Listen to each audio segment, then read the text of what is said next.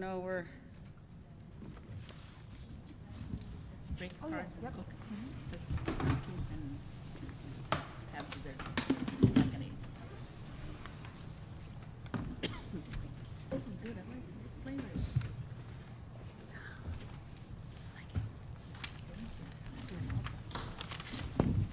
it?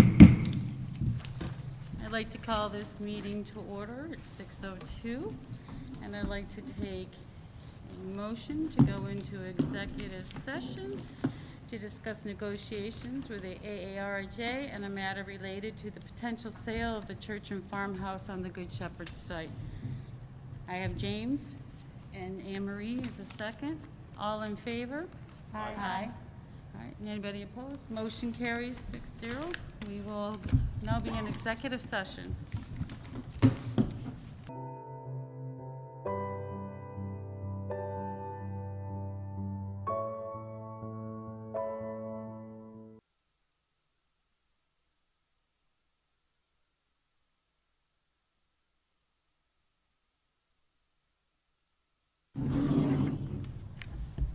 Can she see me?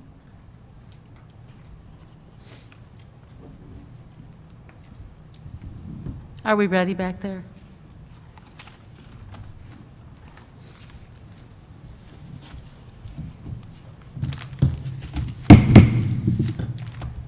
I'd like to call this meeting back to order, and if folks are willing and able, please stand for the Pledge of Allegiance. I pledge allegiance to the flag of the United States of America and to the republic for which it stands, one nation, under God, indivisible, with liberty and justice for all.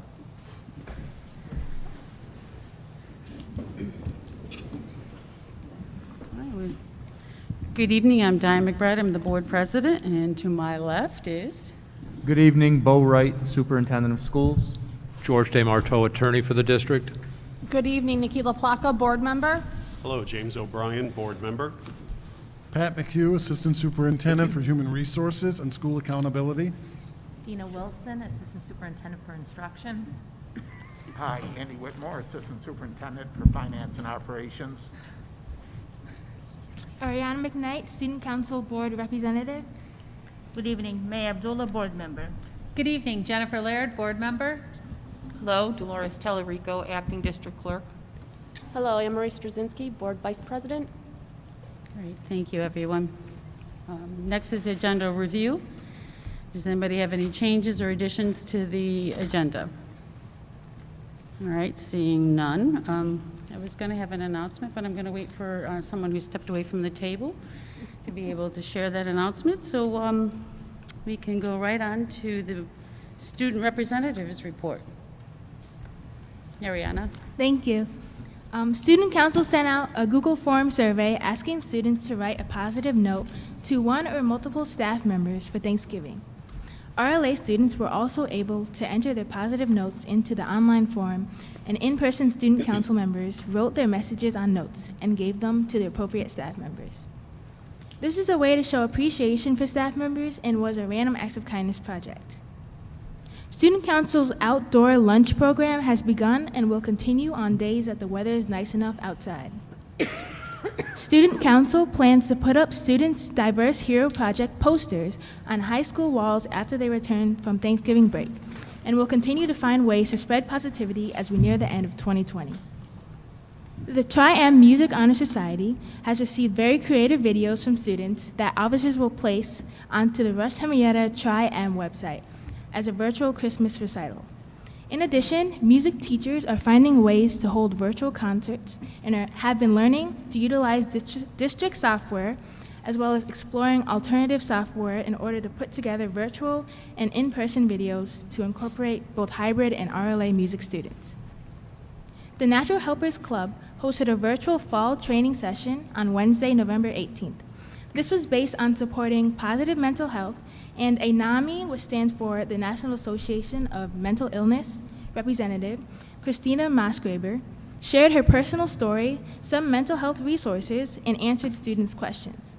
She also shared a pamphlet that will be made available in the high school that has organization contacts as well as mental health helplines. That is all for the student report. Thank you. I'm thinking that's all. It's a lot for considering the current situation with students not all being in attendance at the same time. Sounds like they're doing some really great things. Thank you, Ariana. I'm going to take a step back now to the announcements because I needed someone to be at the table because they are part of this announcement unbeknownst to them. And so I want to mention something about our school district attorney, George Day Marteau. And he's like, what? So this announcement is about you, George.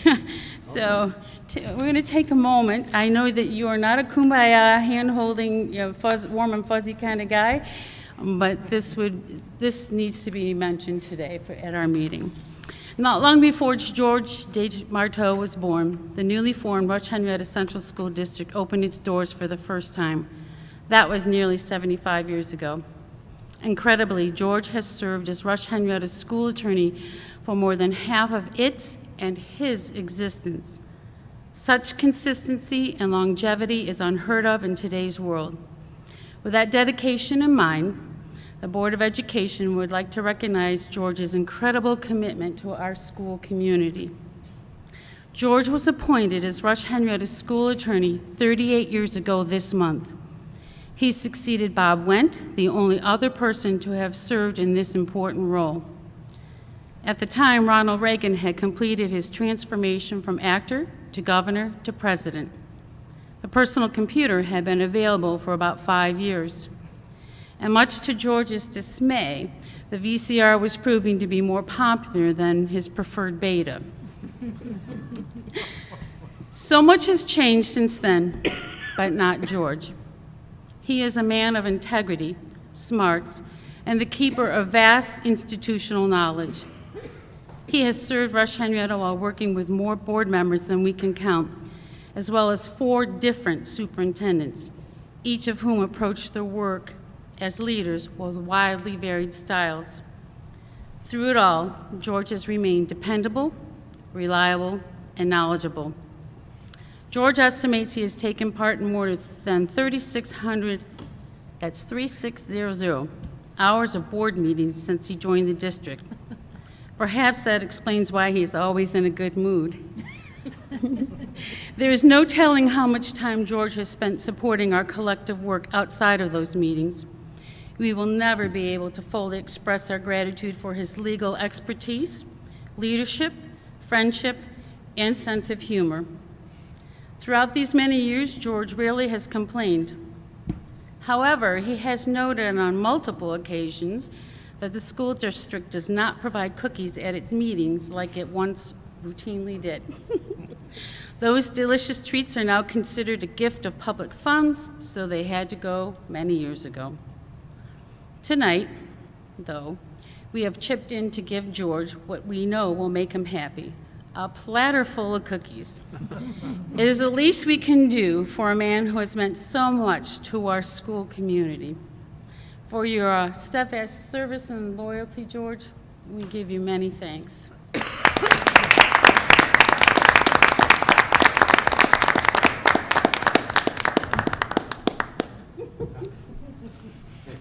You're very welcome. Thank you for your dedication and service to us.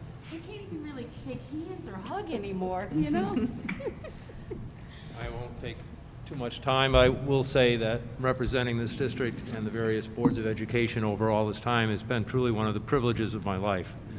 It has done a lot to define the nature of my practice in law, and truly I still find it to be the most exciting, the most interesting reason to get up and go into the office during the day and communicate with people from this district. It has been, I repeat myself, it has been a great privilege, and it continues to be a great privilege, and I thank you very much. We thank you.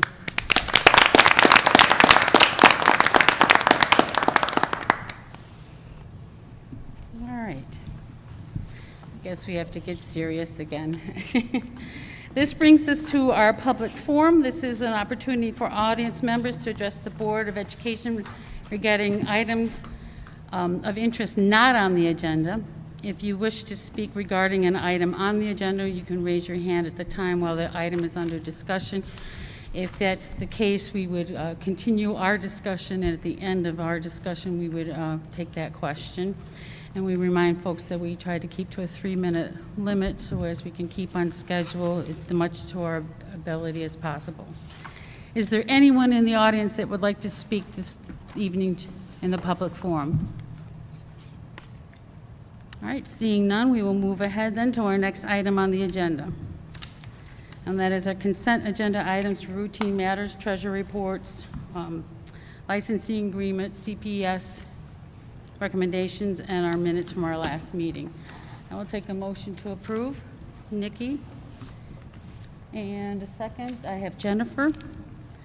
Any discussion on those items? Seeing none, all in favor? Any opposed? Okay, motion carries 6-0. Brings us to item 8, personnel actions. I'll take a motion to accept. May and Anne Marie. Any discussion on that? Seeing none, I'll call a vote. All in favor? Aye. Any opposed? Motion carries 6-0. This brings us to our district policy regulations, and I'm going to open mine up as well. The first one, item A, is the second read on policy 5320. Are there any concerns with that policy? All right, seeing no one having any questions, any changes to it, because it's a second read, we can take and approve that. Nikki, and a second on that. Jennifer, Mrs. Laird. All right, all in favor? Aye. Any opposed? Okay, motion carries 6-0. It brings us to the first read on the additional policies that were listed in our packet. And I will scroll through them electronically. I did not bring paper. I'm trying to do just these few this way. So first policy is 5312.1. Any concerns on that one? All right. 5330-R.1. No questions? Concerns? Policy 5420. I think there was just a misspelling. Misspelling? Look what I wrote down, second paragraph, second sentence, where it should say EpiPen, it just says EP. They've left the I off. Just lost it on here, though. Let's see. Is that the right one? I do not see where Am I in you're the right one? speaking. I'm trying to, oh We're no, on I'm in the 54. wrong one. I'm sorry, I'm in the wrong Okay, great. I'm thinking, oh man, I need my glasses changed. one. Like, I don't So see it up here. 5420, no concerns on that one? No. All right. Wait, oh, I'm sorry, let me look one more time. That's what I wrote down, but I copied it off a notepad. Of course, it's just a spelling thing, so I can. send it Yeah, later. if it's just spelling. Yeah. Yeah, it's not that one. Well, then I'll go to 5420-R while Anne Marie's seeing if there was something on that one. Any questions on the regulation? It's basically like rewritten. And it's more reflective of what needs to be done in our practice. All right.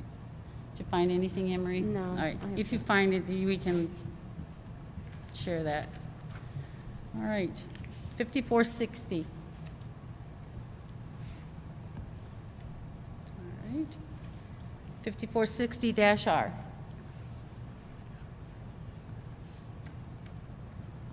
All right. The new one, 4765. Any questions on that one? Okay. And the other new one, 8131.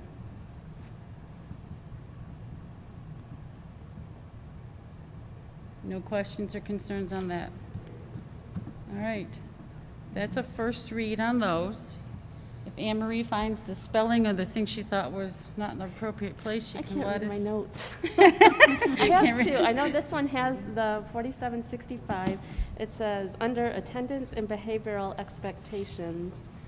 So I'm trying to find that on here because my thing keeps moving where I don't want it to.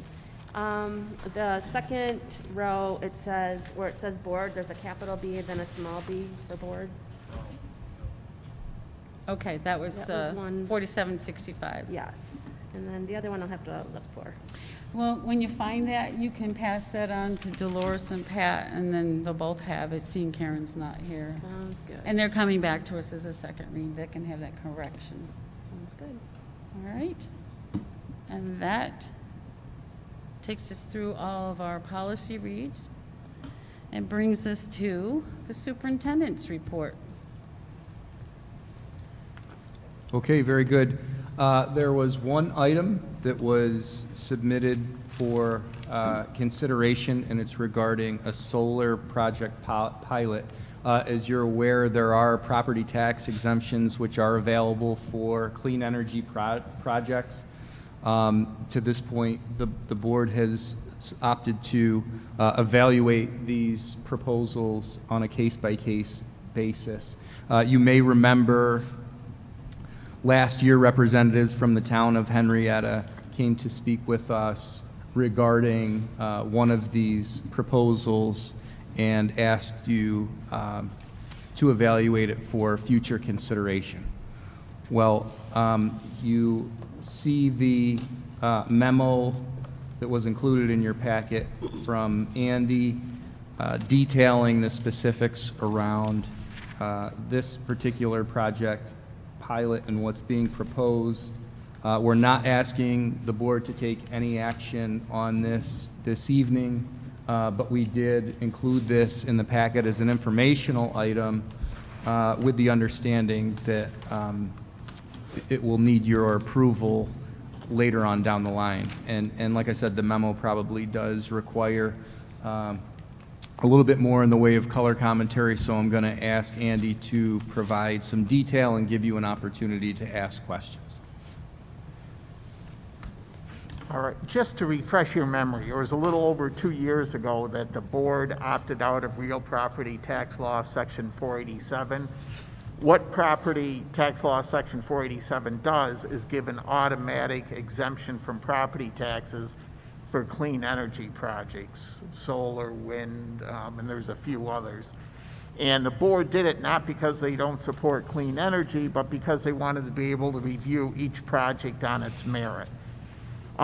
With the thought that as projects came to the board, they would review it and then decide whether or not to give an exemption for the individual project. Last January, the town superintendent came to the board and explained, the town of Henrietta supervisor came to the board and explained the new town of Henrietta policy regarding solar projects. They wanted to encourage the preservation of farmland south of the thruway. So they put in zoning that allowed up to a 25-acre solar farm if the farmer also had another 25 acres of farmland that they would continue to farm. And at that time, the board expressed interest in supporting those type of projects. So the first project like that is in the works. It's the Remelt farm on East River Road. So there's a proposal for a pilot project to exempt the 25-acre project. It's about 5 megawatts. The county gave us financials for typical pilot amounts that the district and the town have supported, and the county. Our lawyers at Ferrara Forenza who do a lot of solar and other clean energy projects are in the process of reviewing the pilot agreement itself so everybody can come to agreement. Once that pilot agreement is finalized, we'll bring it to the board for your consideration. And what you would have to do if you wanted to move forward with granting the pilot to this project, you'd have to undo the opt-out of Section 487, approve the pilot amount, and then you could reissue another opt-out, so then you have the same opportunity on future projects to review them. So all that would happen at one meeting. You would revoke the opt-out, approve the pilot, and then approve another opt-out. So I'm not sure if it'll make it in December. If not, then probably January. They want to move forward, but we're still finalizing the wording. So we just wanted to give you a heads up and let you know will be coming for your review and decision in the near future. Any questions about the project? All right, thank you. All right. Thank you, Andy. Okay, thank you, Andy. I also wanted to take this opportunity to give you an update on where we are as far as athletics go. This was a very unusual sports season for us, but I do want to commend Tom Stewart, his team of coaches, and all of our athletes. You know, there was a heated debate that ensued when this was proposed late in the summer as we were trying to reopen schools about whether or not to have athletics. And I will say, even though this was a very different season, I think a lot of thought and care went into how we were going to schedule, how we were going to modify the seasons as needed, how we were going to implement health and safety protocols during practices and contests, and ultimately how we were going to make the season meaningful for our student athletes. And I will say that I think we accomplished that this year, and I think that we owe a whole lot to all the folks that made it happen, Tom and his team. He has completed his fall sports report, which will be included in your packet next meeting, but I thought this would be a good opportunity to have him come in and talk a little bit about some of the highlights and challenges of the fall season, but then also give us sort of a preview in terms of what to expect as we enter into the winter sports season this year as well. So I'm going to have Tom just come up and say a few words, and thank you for being here. Sure. Thank you, Bo. Appreciate it very much. Well, first thing I wanted to say is thanks to the board for your support for this past fall season. As Bo mentioned, we had a lot of questions that we didn't have any answers to when we first started. So thank you for your support. I also want to thank the cabinet. I did spend quite a bit of time with Bo and with Andy and with Pat and with Dina as well, talking about how to make this happen. We know we had a lot of obstacles, but with the teamwork, as Bo had mentioned, we pulled it off. We had a successful fall season. I was pleasantly surprised, I guess I would say, in the very middle of the season that we had as much success as we had. And what I mean by that is not necessarily wins and losses, but being able to have as much of a normal season as we possibly could. We did get cooperation from our parents, from the league, from Section 5, from the state association. I can tell you that transportation was great. They handled this well. Our facilities was phenomenal. Our grounds crew to get the fields ready. I see Lee back there, his crew here at the high school, outstanding. Everything was clean. They gave us everything that we needed. We had some practices when we didn't have school, and we were able to pull it off with a group effort. So thank you, everyone, for that. I did give Bo my fall sports report, but I do have some updates for that, because when I did provide that, we weren't quite done with our season. Here's an impressive, just one quick impressive statistic for you that I think you'll be pleased about. So we had 142 varsity athletes. I'm just going to talk about the number for varsity right now. And out of the 142 varsity athletes, we had 111 of those 142 with a 90 grade GPA for the first quarter. So I thought that was pretty impressive. That's 78% of our student athletes with a 90 or above. The overall GPA of those 142 students, again, this is varsity only, was a 93.9. We had 8 teams that competed this fall, and we are submitting to the state for the Team Scholar Awards. The Team Scholar Award is for a overall GPA of 90 or above for your athletic teams, and I believe all 8 teams are going to meet that criteria this fall, so we're pretty proud of that. We had a successful soccer season this year as well, and that was one of the trickier ones to pull off because we had to deal with weather, we had to deal with spectators, we had to deal with all of the above to make it happen. We had some challenges with daylight savings time, but again, we pulled it off.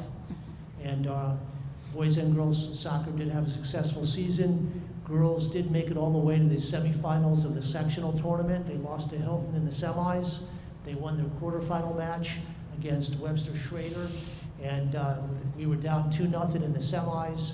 And then Umu Danzo, one of our star scorers, she scored 2 goals in a row to tie it 2-2. We definitely had the momentum going into the second half, and Hilton scored late in the second half to pull ahead, and they won 3-2. But what a great season for them. Boys and girls cross country was also very successful. Boys took 6th overall in the sectional tournament. We had that this past Saturday. It was chilly, but it worked out. That was at Parma Park. The spectators were not allowed to that event, but the kids had a great time, and it really worked out well. Our girls were 6-1 overall and 6-0 in the league. We were county champions for girls cross country, and we ended up taking 3rd in the sectionals, but we were behind the first place team by only 5 points. I'm going to read something real quick from Mike DeMay, because we do have a superstar on our girls cross country team. She is an 8th grader. Her name is Haley Smith. And this is what Mike said at after the sectionals. Haley Smith had an all-star performance that had those in attendance talking at an amazement. Haley placed 2nd overall, so she was runner-up in the sectional event as an 8th grader. And I don't know if we've ever had that, to be quite honest, with an 8th grader. And her time was 18:49, which is the 10th fastest RH performance ever. Wow. And this is another impressive part of what she did on Saturday. This also broke the 8th grade record that was held in 2012 by someone you might be familiar with. Haley beat her record by almost a minute, and that person was Sammy Watson, who is one of our superstars. So we have a bright future for Haley. We're expecting that Sammy's going to be in the 2020, even though it's going to be in 2021 Olympics in Tokyo this upcoming summer. So she's in really good company. So that was exciting to hear as well. I was at the event, and she missed winning the whole thing by just a few yards. Swimming and diving, we had success as well. We had a lot of girls that competed in the sectionals. My report had 13 girls who qualified for the sectionals. That was at Webster Schrader. Some of the events that they had in the fall didn't allow the spectators. For the sectionals in cross country and in swimming, we weren't allowed to have any spectators. But what a great facility it is over there, and the girls did very well. A lot of personal bests, a lot of records. One of our divers also did very, very well this past season.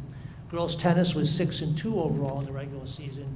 We had 2 girls compete, one in the singles sectional championships, and then we also had a doubles team that competed in the sectional championships. They lost in the quarterfinals, but they had an excellent season. Girls gymnastics also had an excellent season. We were runner-up in girls gymnastics in the sectional event, in the sectional tournament. And we had Natalie Wood was a 2-time champion. She was a champion, Section 5 champion in the vault, also a Section 5 champion in the bars. And we had just about every one of our student athletes place in the sectionals. And we lost to Pittsford by 0.3 points. So we were runners-up as a team. Very, very successful. Nice girl. And what else did I have here? And then last but not least, for the first time ever, we had girls golf. Thanks to the board, thanks to Bo and your support. We appreciate it very much. Girls golf, they were not only the Monroe County Sportsmanship Award winners, but for the first time we had a girls golfer, Emma Sweezy. She's also an 8th grader, and she made it to the final cut to the second round of the sectionals. and she was 26th overall, which is pretty good for the first go-around for Rush-Henrietta and for an eighth grader to be in that position.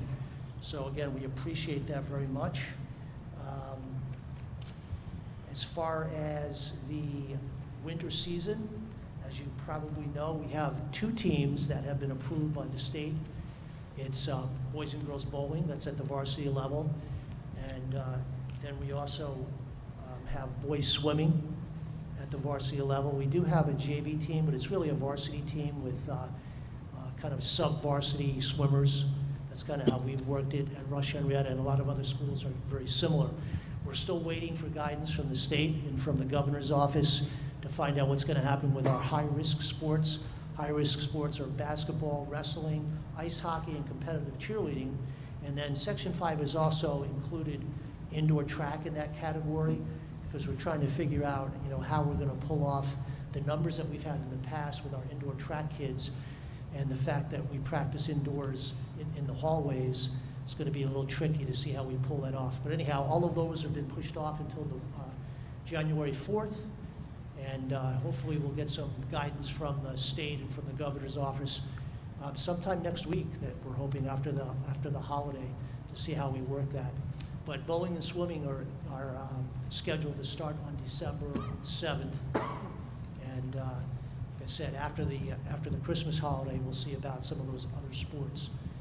But we're hoping that we'll be able to have more kids competing, and it could be any of the above that the state decides to do. What I mean by that is they could move it a little bit further into January, or we could also have, perhaps moving into another season like they did with football and volleyball. As you know, football and volleyball are going in March. They're in the fall 2 season, and there is room in there for maybe some other sports as well if we needed to do that, needed to move that.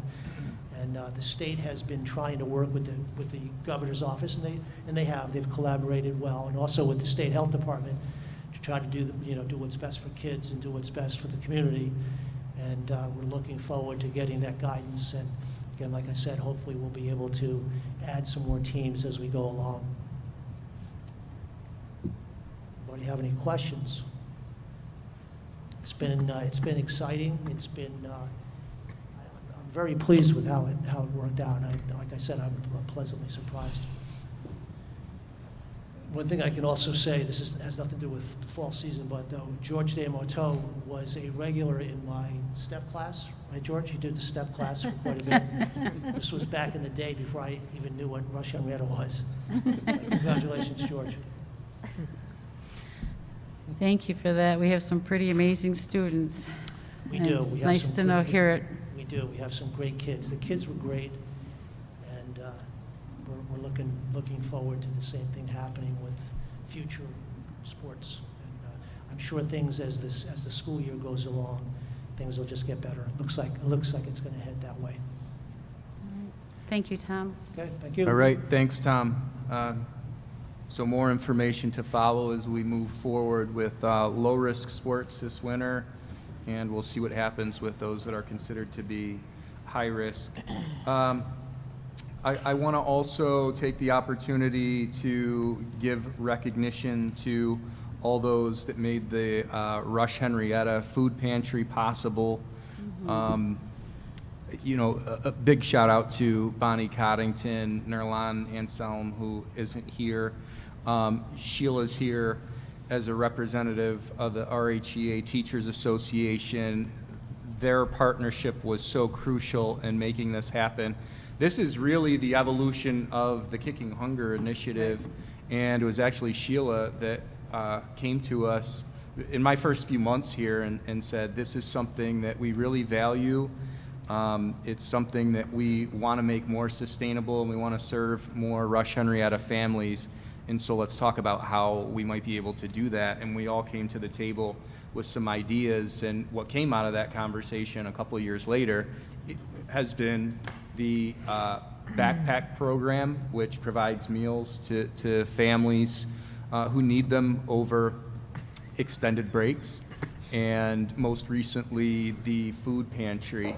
And like I said, that was a true collaborative effort, and it's a testament to what can happen when we work together as a community for the greater good. And like I said, Bonnie deserves a lot of credit, Nerlan deserves a lot of credit, Sheila and her team deserves a lot of credit, and also all of our community partners who came to the table and supported the establishment of that pantry. So we're really excited to be able to have it up and running here for the holidays. And I found out today that we had about 50 people who took advantage of its resources. So I think it's going to be a great asset to our school community. And again, thank you to everybody who made it possible. We are in the process of closing out the window to allow families to select which instructional model they're going to have their children participate in for the second half of the year. We talked about what's going to go into that in terms of planning and scheduling, and why we are doing it a bit earlier than expected, and that is because we anticipate that we're gonna need all the time we can get in order to orchestrate all of that. Dina, I am gonna have you talk about the transition to into the second semester, and to also talk a little bit about Dina was instrumental in really spearheading and orchestrating the transition to fully remote program that we have put into effect as a just in case. So if you could speak to that a little bit too. So to your first point about second semester, we are in the process of having every single family notify us and make a commitment for each one of their children for second semester. A little bit different than how we did it in August. It was notify us if you want remote, and what we found is, for various reasons, sometimes a family wasn't aware, or due to some translation issues, so forth and so on. So for second semester, we ran the process differently, asking every family to basically sign up for second semester so that we knew everyone was accounted for, because we want to make sure that we can accommodate the parents' choices for second semester. So to do that, obviously, you really have to look at the enrollment. We're hoping that, people are very satisfied with the programs they're in now. However, there are some families, we do have quite a few families that have been on a waiting list for remote, that I'm assuming will want to do that remote second semester, but there are a few families that have indicated that they would prefer to go back to hybrid now for various reasons. So we're hoping it'll be a wash, but there's no guarantee around that. So we do anticipate in certain grade levels or in certain courses, it is going to fluctuate a little bit. So with that said, we're going to have to look very closely at class sizes, teacher schedules, and so forth. So we are anticipating, even with the slightest changes, there are going to be changes for next semester. In addition, there are some grade levels and courses that, as we got into late August into September, and some of the last-minute adjustments we made to accommodate some of our families, some of our class sizes did get larger than we anticipated. So if possible, we're going to try to correct some of that for second semester if it doesn't mean major disruptions to students and families. So right now, I can't give you any information on what it's looking like for next year. We're in the process of following up this week with families who did not complete the Google form to indicate what their commitment was for second semester. We'll have a better indication next week, but until we get the numbers, we really don't know which way it's going. But the good news is we learned a lot when we did this in August, that we already made adjustments on how we're collecting the request so that we can plan accordingly and efficiently for second semester. If there is quite a bit of a change, we're going to be working very closely with our principals and our counselors and really having to redo everything that we did back in August. If there is a lot of change, it could mean a lot of changes for students and teachers, unfortunately. We have no way of telling. But we will work collaboratively with everyone, and our goal is to make the accommodations that we need to do to meet families' needs, however, be as least disruptive to students and teachers as possible. So we'll give you an update at the next board meeting. We'll definitely know what the enrollment numbers look like. In the event that we do have to go fully remote, we do have a transition to fully remote plan that is posted on the district website, and that plan has been shared with the staff. Principals have reviewed it with teachers. The good news is for Remote Learning Academy students and teachers, nothing will change. It'll be business as usual.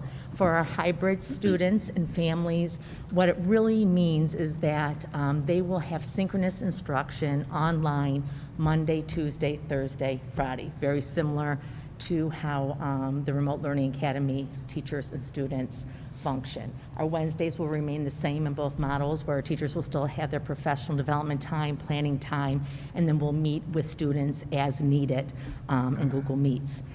We do have Google Classrooms, K-12. All students are familiar with how to interact in that Google Classroom, so if our teachers, so they're ready to go. All teachers know how to have a Google Meet with their students, even in the remote, in the hybrid program, and we do not anticipate any concerns that if we have to communicate that we're going to the fully remote plan, we should be able to make that transition very seamlessly. We also have ordered more hotspots. We do anticipate that if we do go fully remote, there could be more families that are going to need it. We've been able to provide hotspots for any student that is in need of one, and we are prepared to provide more if need be. Connectivity, the only time we're running into some issues is due to bandwidth. Families that have multiple students in their homes and they're all on Google Meets at the same time, it can get a little difficult. So we continue to troubleshoot that and be able to think about different ways to have Google Meets at various times throughout the day, but it's not always seamless. That is the only area that we are concerned about with the fully remote plan, is that when you have so many students, not necessarily with our teachers if they're operating from our campus, but individual homes capacity to be able to have so many Google Meets going on at the same time. So we're continuing to investigate different ways to be able to troubleshoot that. But the good news is our teachers are very well prepared and planned. The principals are ready to roll. And in the event that we need to go fully remote, we'll be able to do it, and there will be no loss of instruction time. There will not be 2 weeks to get ourselves organized like we had to do last year. We are ready to go. Questions about the fully remote plan? Excuse me. Students with the bandwidth issue, are you going to be able to give, like, let's say families who have maybe 2 or 3 children, are you going to be able to give each one of those children a hotspot? Because I found that helps, because I have found, just being a remote teacher, that, like you said, the bandwidth does not supply, and you can't understand the children. And we found that giving each child in the household a hotspot, that has helped a lot. Yeah, So and that's why we ordered additional ones. So if we are having difficulties, it always depends to where they might be located within the district. Some areas have better coverage than other areas. With our hotspots, the subscription comes through Verizon. You purchase a hotspot, but you also have to purchase a subscription every month for that coverage. So there's a lot of different factors come into play, but if the need be that we need to provide more hotspots, we are prepared to do so. And for teachers, let's say like chemistry, or I don't know if they need to get in the classrooms, but if we do go orange, would teachers who need to get in the classrooms, would they be able to get into for like labs or something? I'll let Pat and Andy answer that one, because I'm not sure of all the guidance if we're in orange zone, how that would work. I know both sent us some things today about that. I anticipate that they can, correct, Andy? Yeah, the latest guidance that I've seen from BOCES, the attorneys say teachers can come in, and the state would recommend they get tested, but it's not mandated. So it's really, if we go orange, it's just the students who cannot come in immediately until testing, but the teachers could. Thank you. And I'll speak a little bit more about that as we move deeper into my my report. Any other questions for Dina? Yeah, just a quick question on the technology piece, Dina. I understand from talking to some folks that, with our one-to-one technology initiative, which, believe me, we're grateful to have it. As parents in the district, I know I'm grateful to that has been an emphasis far before, Right. We had kids learning remotely.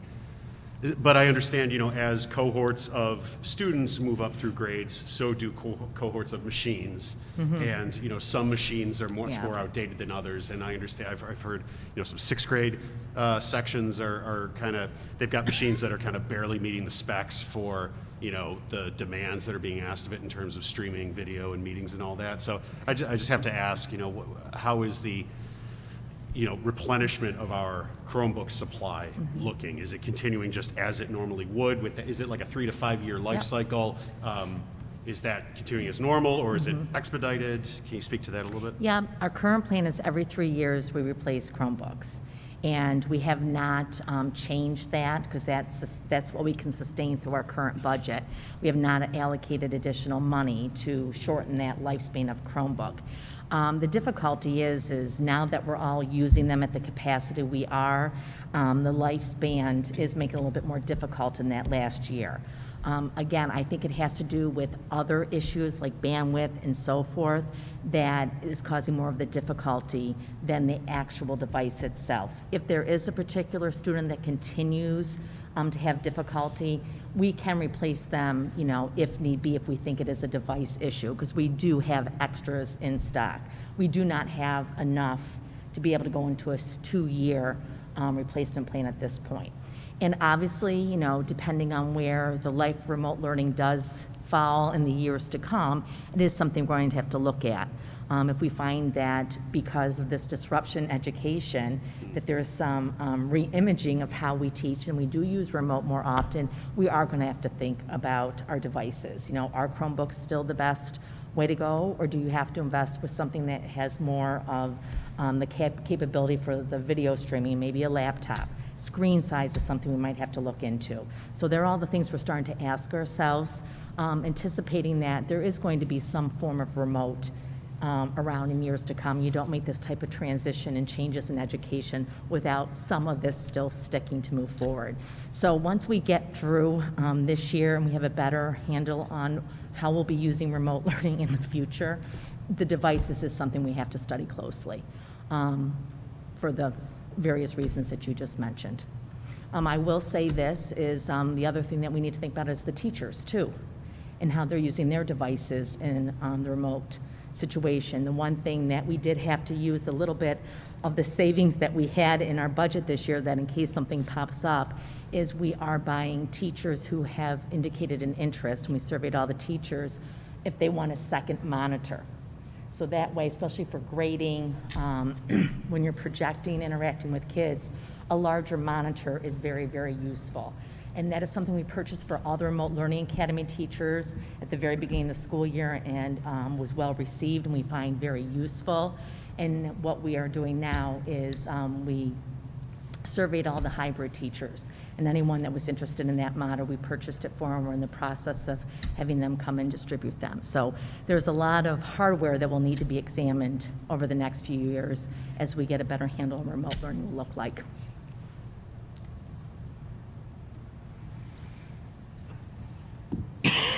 Other questions? Okay, thanks, Dina. I specifically asked Dina to talk about the plan that details the transition from hybrid to fully remote, not because we want to go full remote. We all recognize the value in having our students here for in-person instruction, even if it's only 2 days a week. But as you know, if you're following the news and what's happening here in Monroe County, we've entered a really precarious period within this pandemic. And we want to make sure as a district that if we need to go full remote, that we are prepared to flip that switch, so to speak, if we need to. We were required to test students over the course of the past week because we were in the yellow zone. We talked about what that needed to look like at our last meeting. Again, Nirlana Anselm is not here, but she provided outstanding leadership in terms of making sure that we had a really tight process for testing students and staff. As you know, the requirement was that we needed to test 20% of students and staff that were on site throughout the district. That guidance later was amended, so we needed to change, or we needed to make sure that we tested folks 20% in each building, but we already were sort of ahead of the curve. That's the way that we had structured it long before it was required. So I also want to give a lot of credit to all of our nurses, health aides, and folks in buildings who made that process go really smoothly.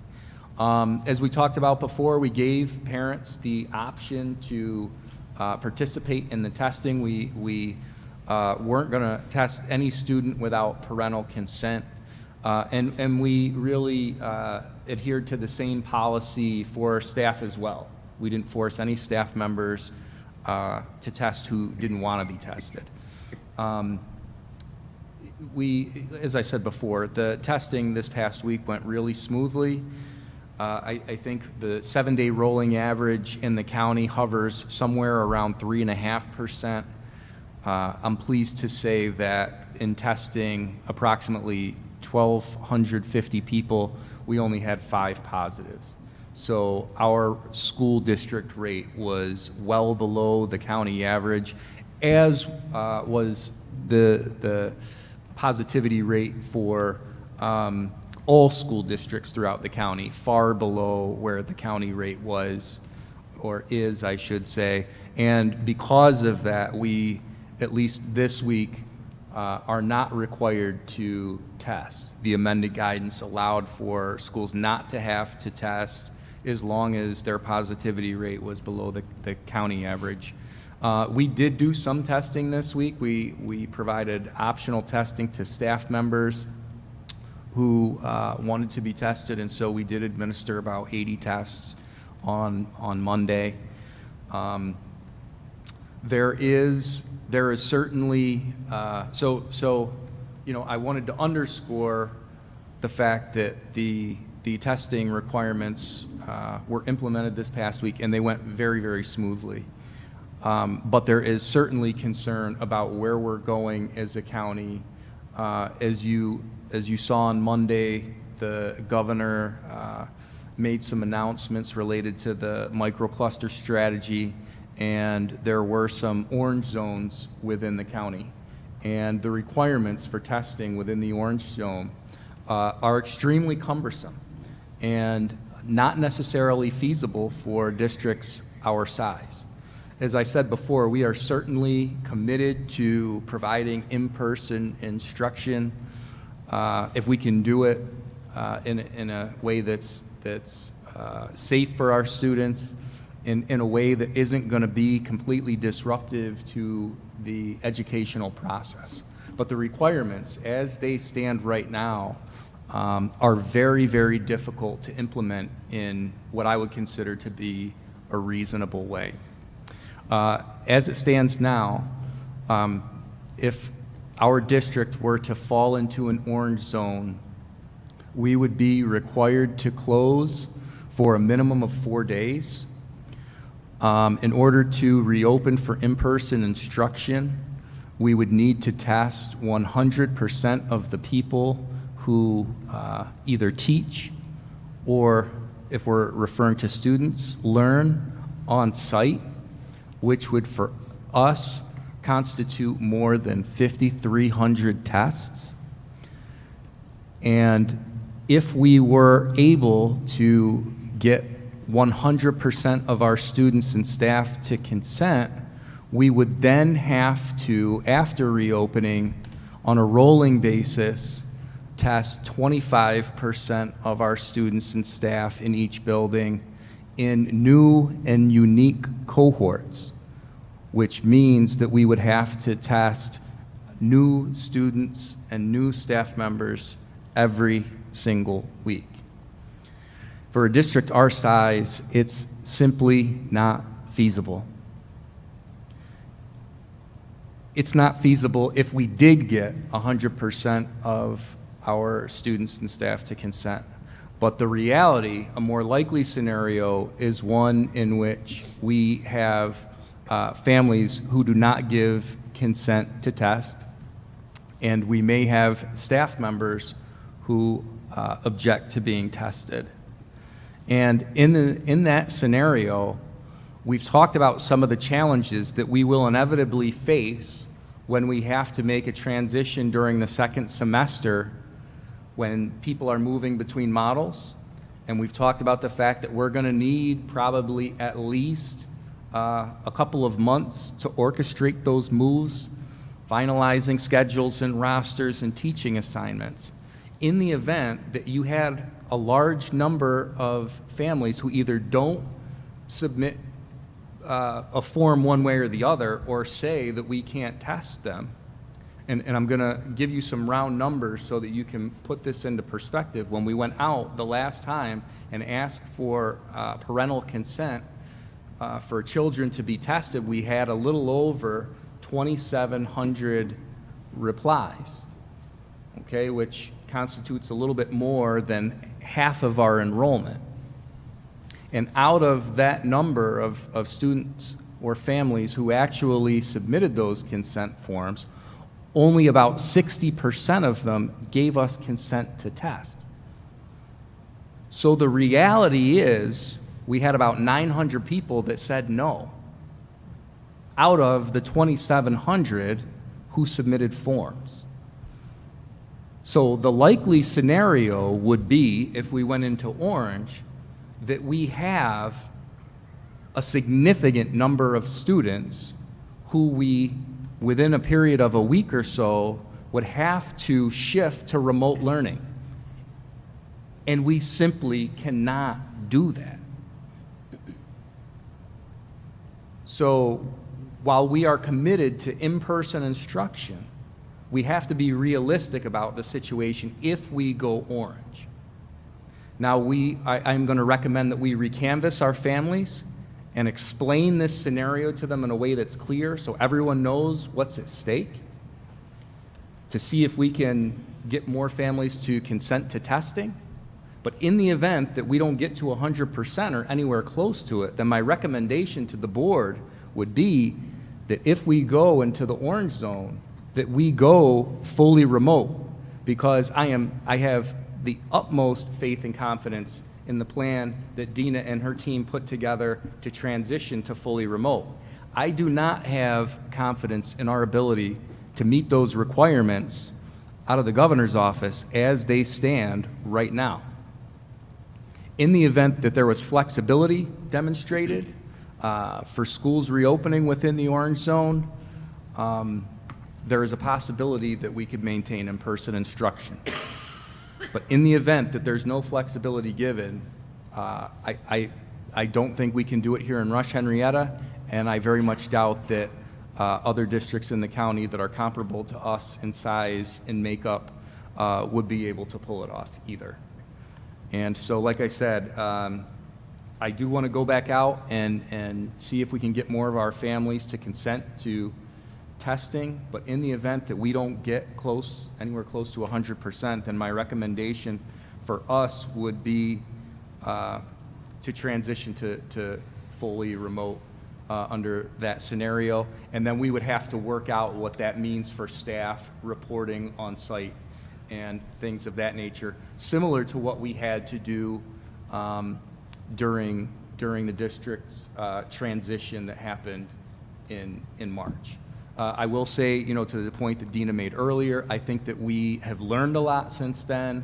I think that we are in a much better position in all aspects, whether you're talking infrastructure, whether you're talking know-how, whether you're talking program and curriculum, whether we're talking about teachers' skills and ability, administrators' ability to supervise in that environment. We're in a much better place. But I'm talking about this not because this is where I want to go, but I want to be totally transparent in the event that we have to go there, because we are in a very precarious situation here.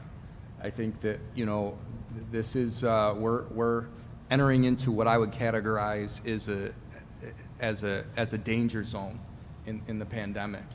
And I think we need to be real about what's going to have to happen in the event that we come back from Thanksgiving break and within a few days, you know, we find ourselves in that position, because we're not going to have a lot of time to put the wheels in motion, and we need to be prepared to just go. So I think it's important to have that conversation here at the board table so that everybody understands where we could potentially be heading.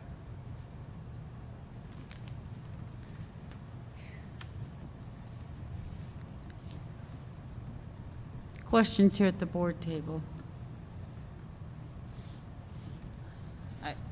I have a concern that if we had to do that for our teachers and their own children and the daycare for them, how are we in a position to be able to assist our teachers with that, or not at all?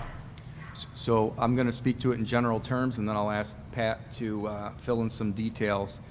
I think that's a very important point, because as districts are forced to go full remote, if that comes to pass, then it puts pressure on the system county-wide, because, you know, we have teachers that live in Brighton.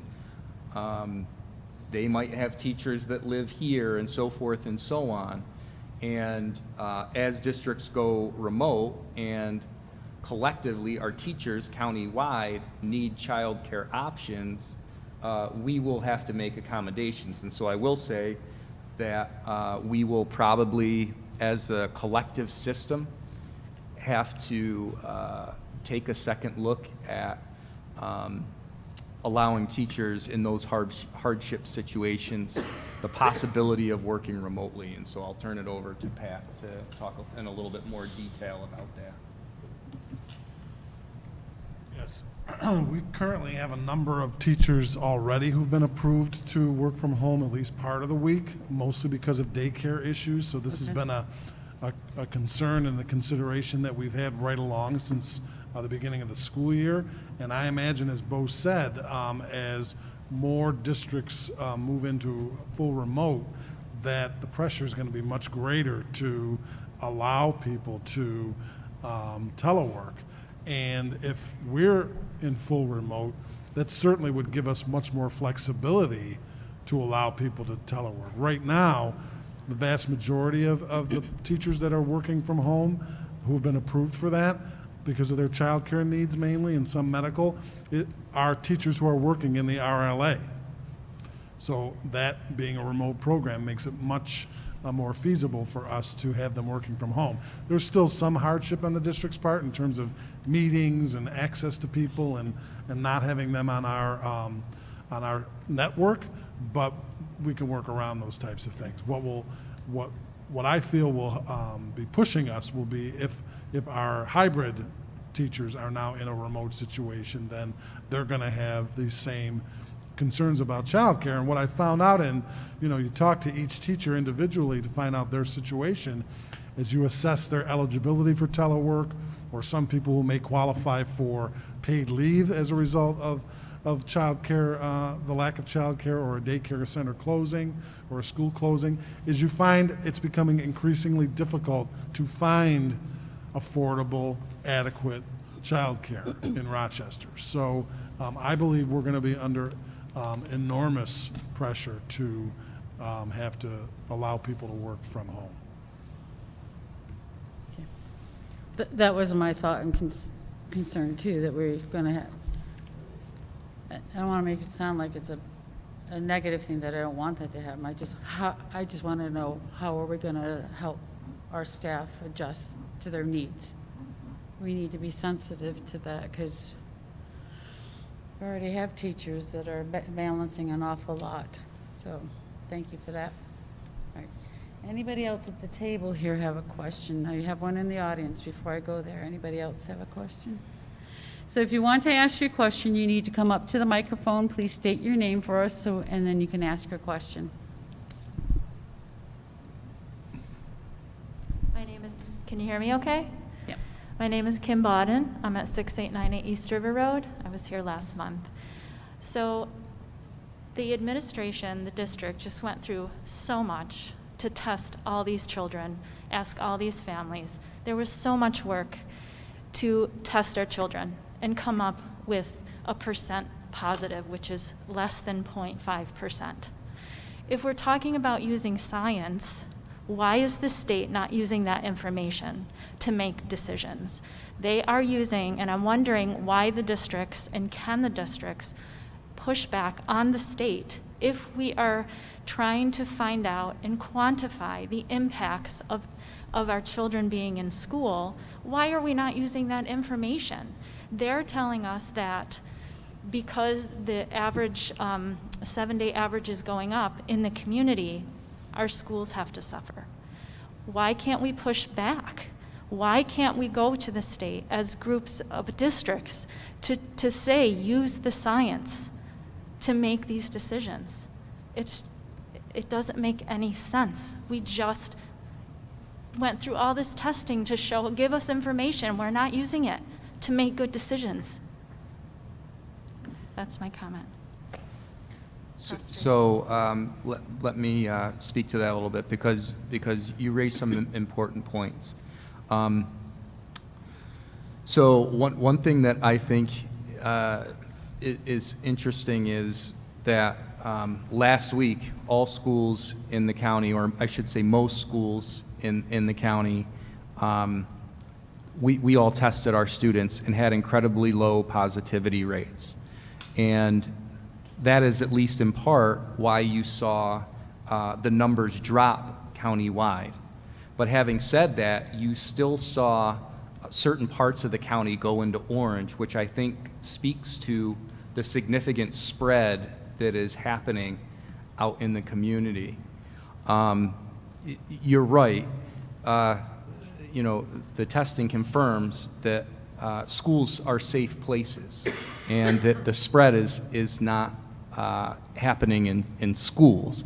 And if you listen to Dr. Mendoza, who is our county public health commissioner, and if you listen to the county executive, they've tried to reinforce that. And I think all of us, whether you're talking the Monroe County Superintendents Association or you're talking about those within the county and within the DOH, are committed to the extent that we can to keeping schools open and we are all trying to advocate for more flexibility when it comes to reopening procedures for schools in the orange zone. But if, you know, to the point that I made earlier, if the requirements stay as they are, if the governor's office is not willing to demonstrate any flexibility when it comes to those reopening procedures, it will be extremely difficult for, I think, most schools in the county, with the exception of some that are very small, to implement those testing requirements. Because like I said, even if we had 100% of students and staff consent to testing, you're still talking about well over 5,300 tests that we would have to administer as a district. And I appreciate that. I agree with you. So I'm saying, as districts, to push back on the state. It doesn't make sense to me and many, many other people. So thank you very much. I am going to ask 2 other questions that you don't have to answer now, but it may be in the report. I'm curious if you can speak on the status of any information on grades, how they've been impacted this first semester, if you can speak on that. And then secondly, this may have come out earlier, and you could refer me to the right location, the status of the surveys that parents took in the fall on how their kids are doing.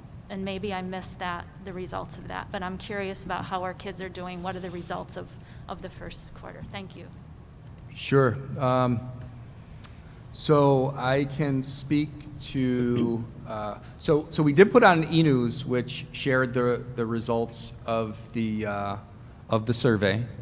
And so I'll see what highlights I can remember from that. Parents were very complimentary about the efforts of their teachers, and in general, the efforts of the district to try to support families.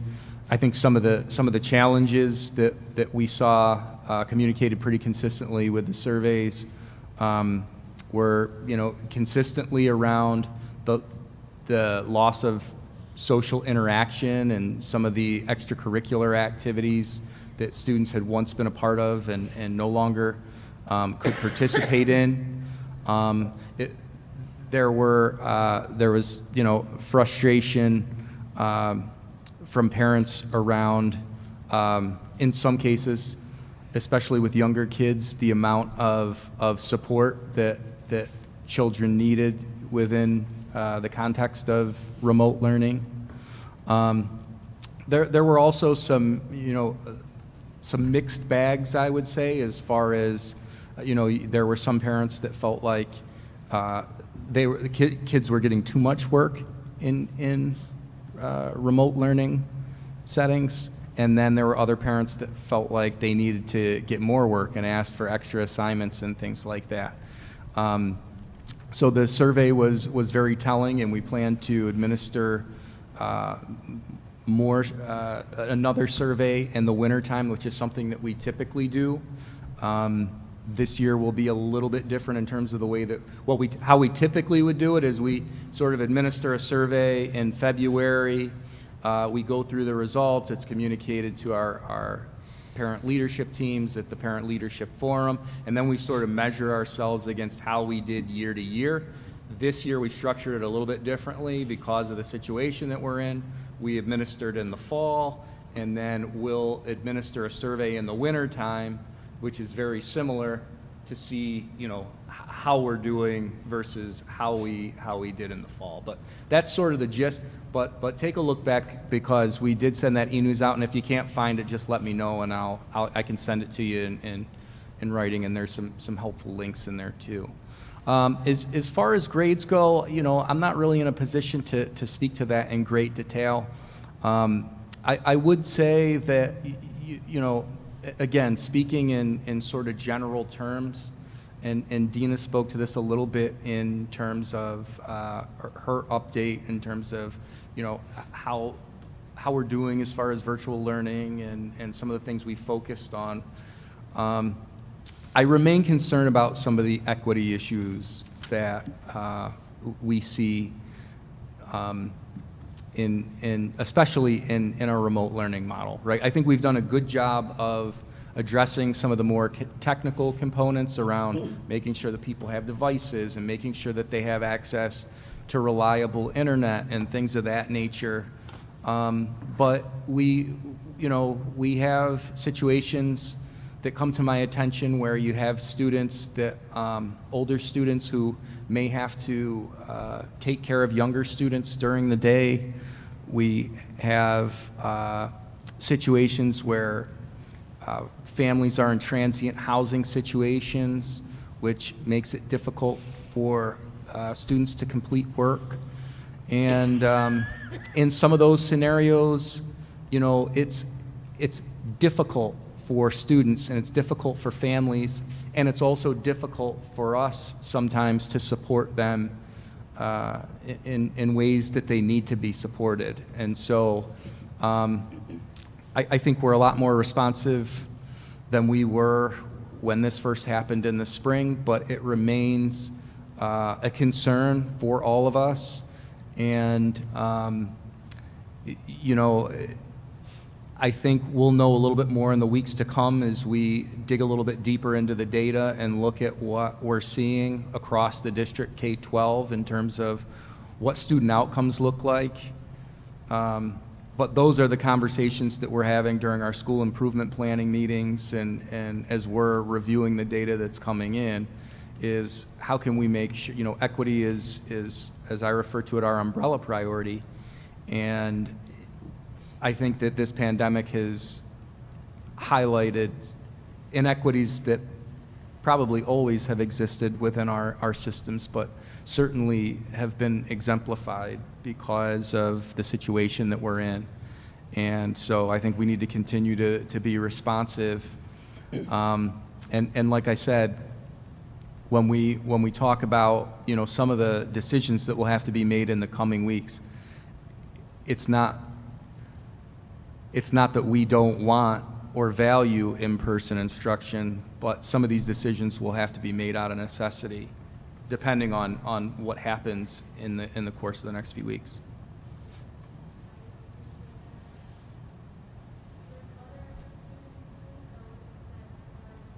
Structure, period. And it's all over the place. So, and I'm not saying that we're not doing the best we can, and the teachers are doing an amazing job, and the administration is doing everything they can.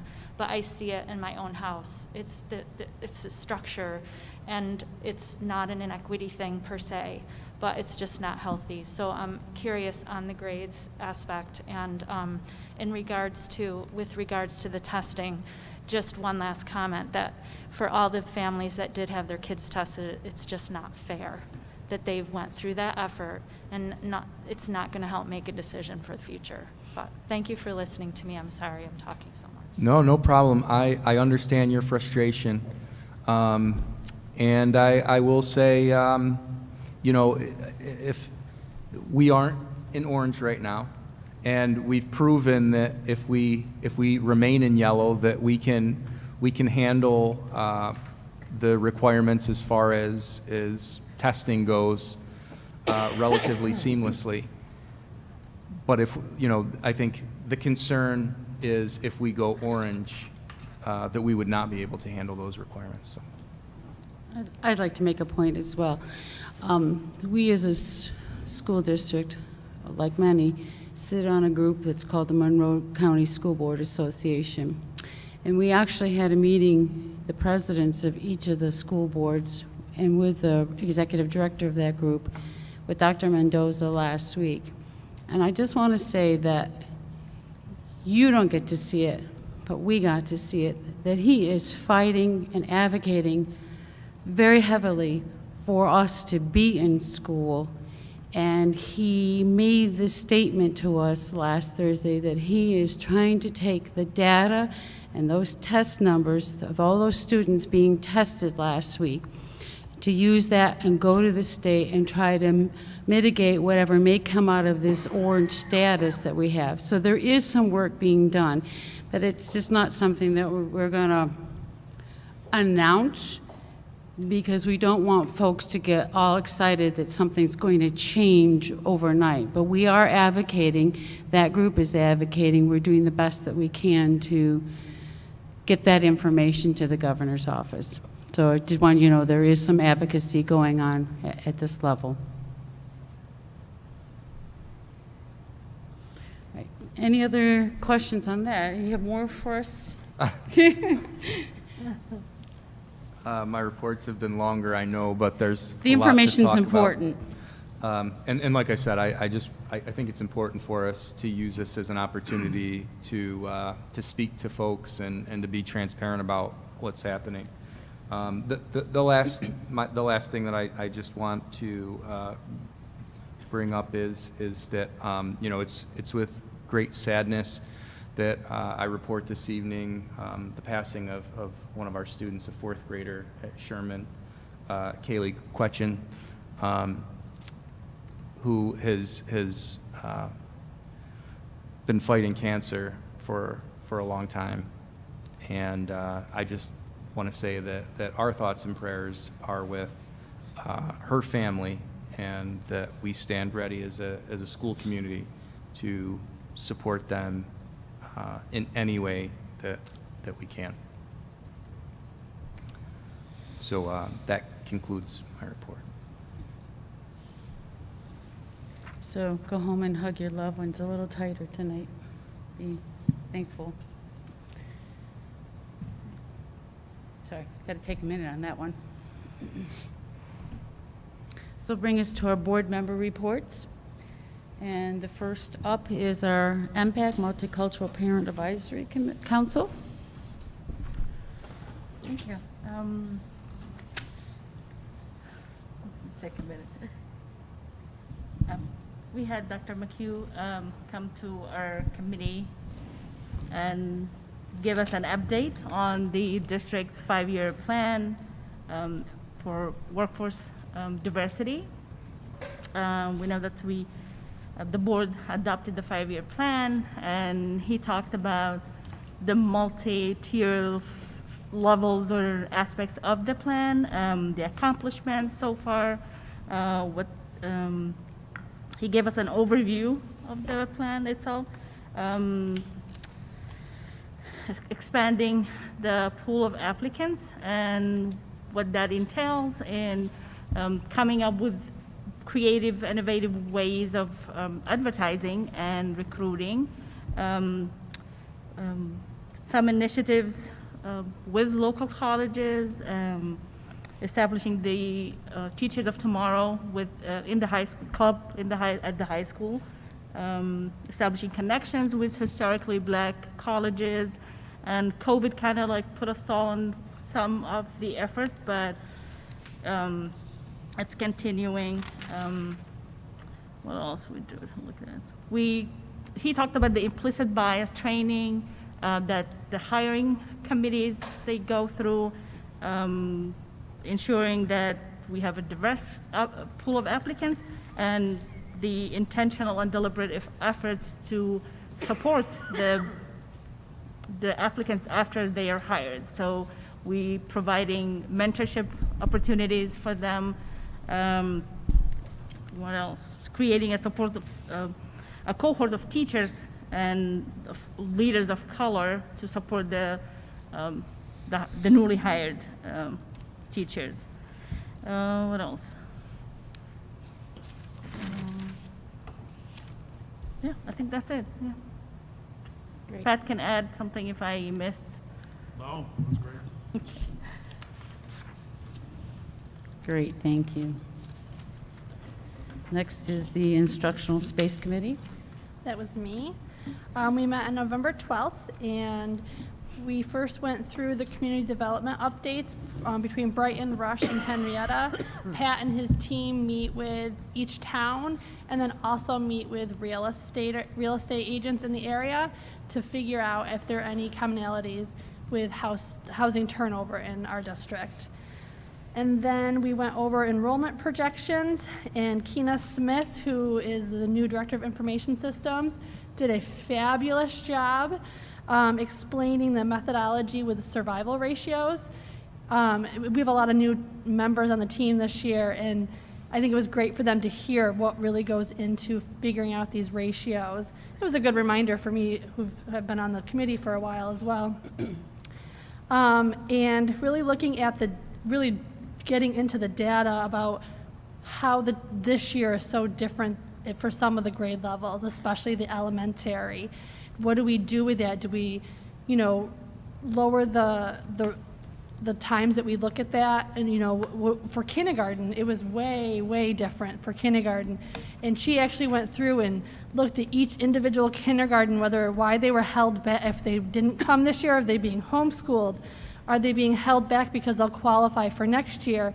Or are they going to come in as first graders next year? What that was, and really, it was an incredible presentation by her to really understand how she worked with this data. And, when we project 5 years out, those are the kids that are not even born yet. So it's incredible to see some of those numbers, and throughout the years to see really, they're pretty accurate. It's amazing.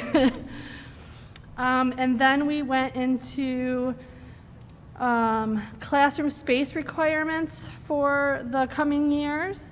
And we do see some issues coming up in the next couple of years at Vollmer, and in the Berger, and in the discrepancies between Roth and Berger and Sherman and Vollmer. They're just that wide gap is happening again, unfortunately. And after we went through that, we talked about, or actually we split up into groups to kind of figure out, what are the recommendations from the group.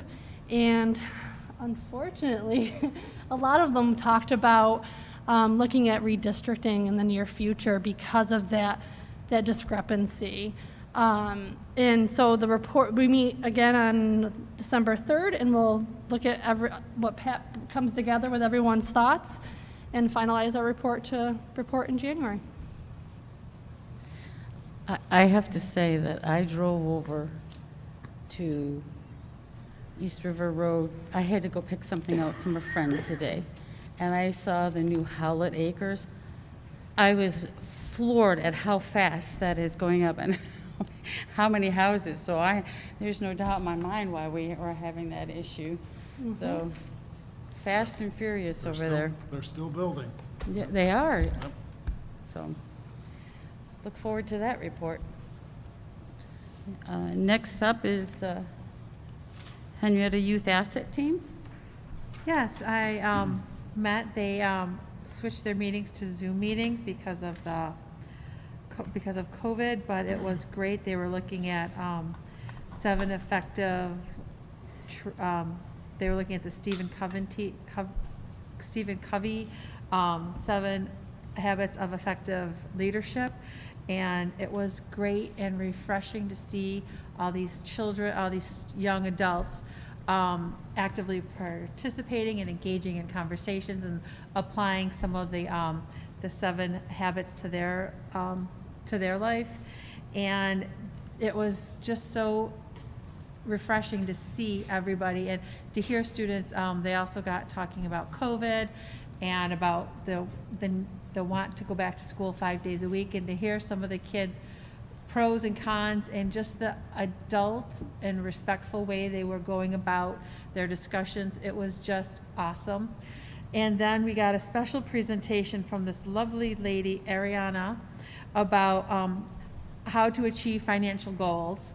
And it was very impressive PowerPoint, and she gave specific details, and she gave examples of saving just a fraction of your money, how it will add up and help toward college. And it was great that young students are taking a financial interest in what they need to do to become successful after high school and even going into college. So it was a great presentation, and thank you for letting me be a part of it. And they still want to get together and meet. They're thinking of ways of meeting in December. They even want to do maybe a virtual cookie exchange, and they were even thinking of maybe doing some yoga. So it was a great meeting that I was able to attend. Great. Thank you. Any questions for her? Okay. Next is up our Monroe County School Board Labor Relations Committee.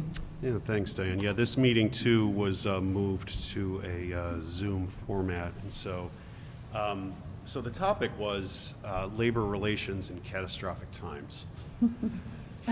Obviously, relevant to everything going on in the world right now. And it sounded like for the more senior members of school boards across the county, a review of a lot of this information, and it was essentially a discussion led by Don Budman and Allison Marley from Ferrara Fiorenza about essentially how you handle layoffs when it comes to that. And I know up until this point we've been able to avoid that, and I'm grateful for that, and I know everybody up here is grateful for that, and I hope that we can continue to avoid it and that we do not need to delve into the details of this. But essentially, as far as the presentation goes, I mean, the majority of it was about the calculations that go into seniority for both your certified and your civil service employees, because obviously that last in first out approach is kind of how layoffs are approached.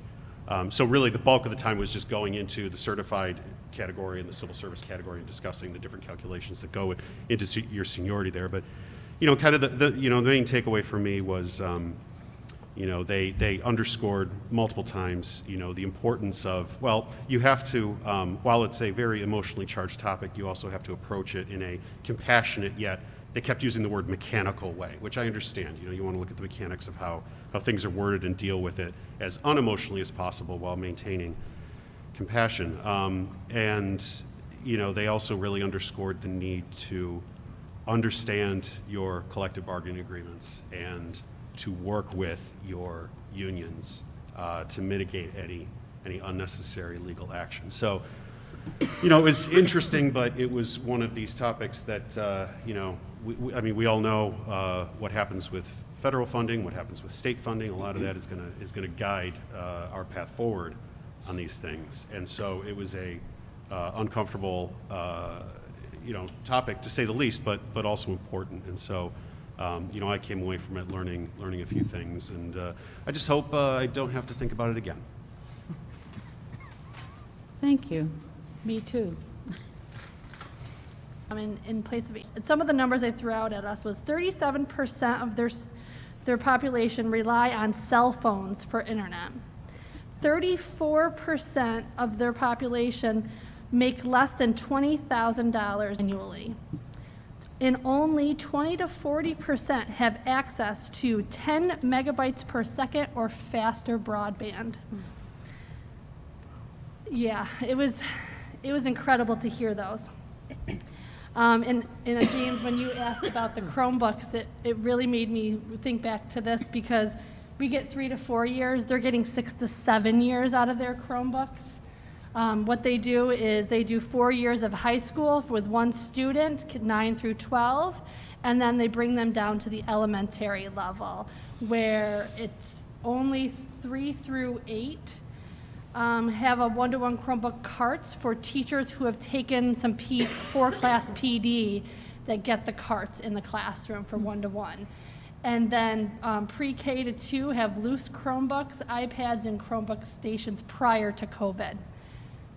Once COVID hit, they had to do one-to-one Chromebook for take-home for K-12. That's over 22,000 Chromebooks in kids' hands. Then they also had to deal with the internet issue, and so they had to do hotspot deployment for K-12, and they've partnered with, recently it was, the $1 million, hold on one second, $1 million project rollout. So on September 5th, starting 2019, pre-COVID, they started targeting students 9 through 12, but obviously since COVID happened, they targeted K through 12, and they have 5,700 devices from the $1 million project, and an additional 1,600 devices grant funded or have been distributed. It's been an incredible feat.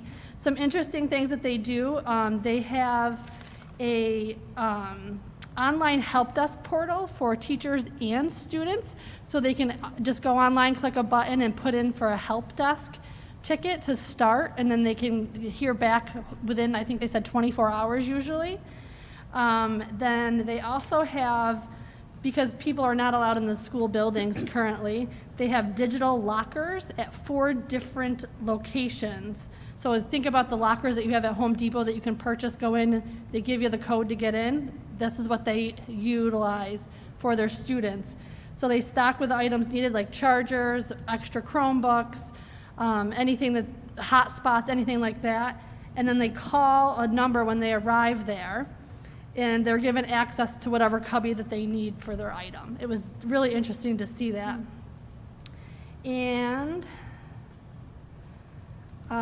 they use ClassLink, the single sign-on, and they've never had an issue until last Monday, which a lot of local districts had issues with that, went down for most of the day.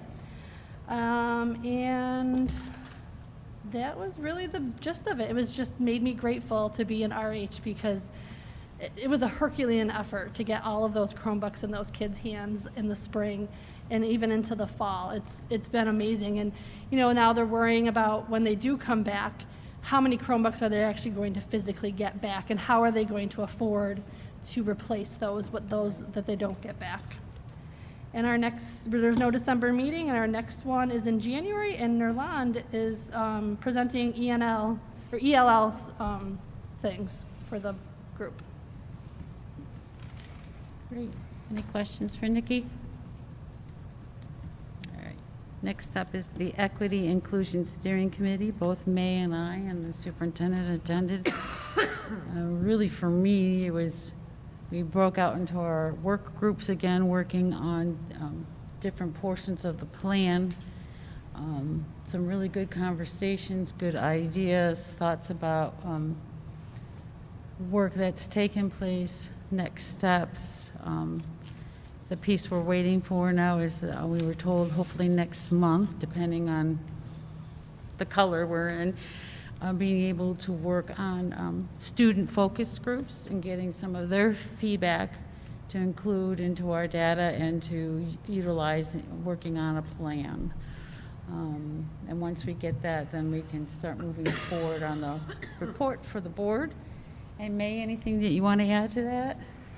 No, I just want to take this moment to commend everyone who's in that committee. Pat and Erland, they put together a phenomenal team, and when people show up, they do show up. Like, they really invested in this work. They come up with ideas. The conversations during the meeting are phenomenal. It actually brought us all close to each other because community, there's phenomenal work that's been done.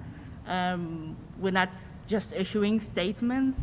There's teachers who are forming book clubs and they're sharing ideas. So I'm really excited about the work. Everyone looks forward to the meetings, actually. So Right. yeah, phenomenal work. It's very respectful, very thoughtful work. Yeah. And the way the groups have been divided up, you're really getting a representation of all the different groups in the process. And we're up to, I think, 53 members now on that group.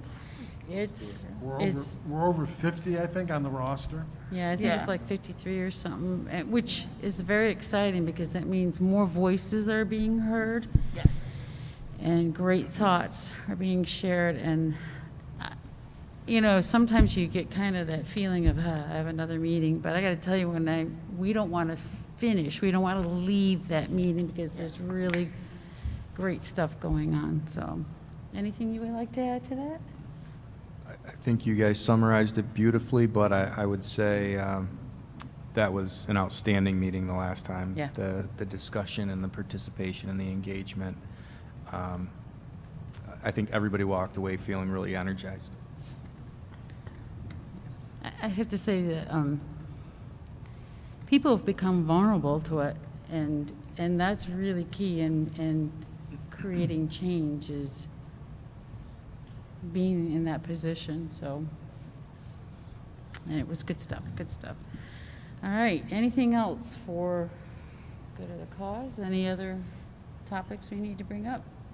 All right, then that brings us to our board meeting recap and preview. I'm just going to say something about the food pantry. I'm really happy I had a chance to go there. It is beautiful, and if you get a chance to meet up with Bonnie, you should go and see it. The great thing was when we were there, some of the students who helped stock it were there, and it was really nice to see. It is beautiful. So that's what I want to say about that. And I want to thank you you did a great job representing us. I got to see the video, so thank you I for wish being you there. did. Nice video. We all know I was stressed on it, right? All right, so the recap, all items passed. Our first read policies are coming back to second. I want to say, Bo, thank you for sharing all that information with all of us to hear. And one more congratulations for George. Yay, George. And our next meeting is the 1st for the program and service review at 6 p.m. And I hope everyone has a happy Thanksgiving. All right. I will take a motion to adjourn the meeting. Nikki, seconded by James. All in favor? Aye. Aye. Great. We are adjourned, and happy Thanksgiving, everyone. Thank you.